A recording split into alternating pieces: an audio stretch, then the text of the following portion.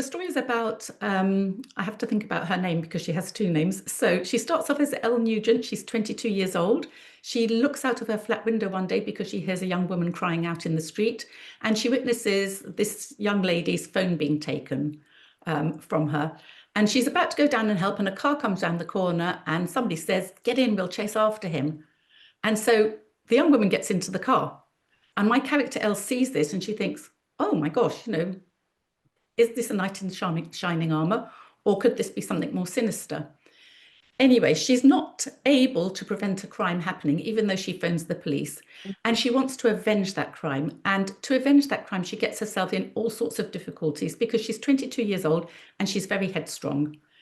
And so the only thing she can do, 2 years later, she's got herself into a situation, which I don't really want to say now, and she decides to reinvent herself.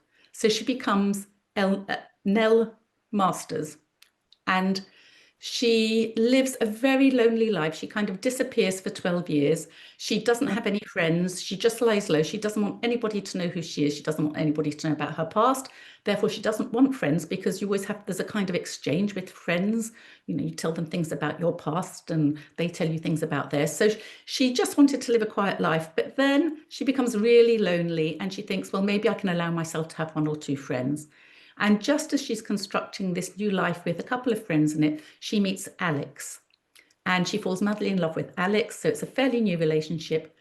But little by little, she discovers that he's keeping secrets from her.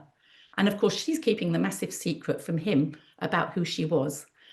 And then she acquires a stalker. And basically, the rest of the book is about, so it goes between past and present at first, when she was Elle, and then when she's Nell. And then after, we just have her present as she tries to find out who the stalker is. I think you have to give them a really good voice when you write an evil character. And I think apart from Jack, this is probably my most evil one. And it's a case of getting in their heads, and it actually allows you the freedom to do what you might like to do if you were a different person. And yes, I think it's just a case of getting in their head and just imagining what it'd be like to be that person. But it's definitely a mindset, and they definitely need their own voice. And I think, and I hope, in When I Kill You, I have got this unique stalker voice. And I'm hoping that that will really make readers kind of feel creeped out when his chapters come in. But I do like having different voices in my books. So in this one, I do love a different voice coming in. So I have Nell in the past and well, Elle in the past and Nell in the present. And then, but we do have the stalker's voice all the way through.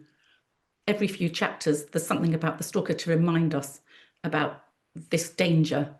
And I just loved writing. His voice came to me straight away.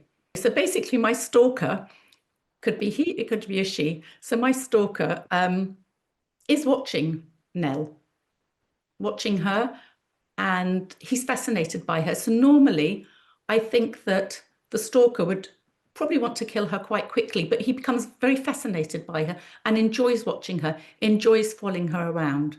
So because of this, and this is why it's called When I Kill You, because he actually can't bring himself to kill her straight away.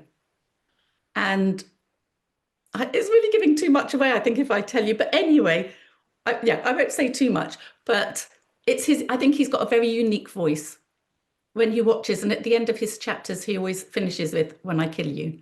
So he's kind of waiting for this moment. But because it's going to be so delicious for the stalker, they are waiting and waiting until the right moment.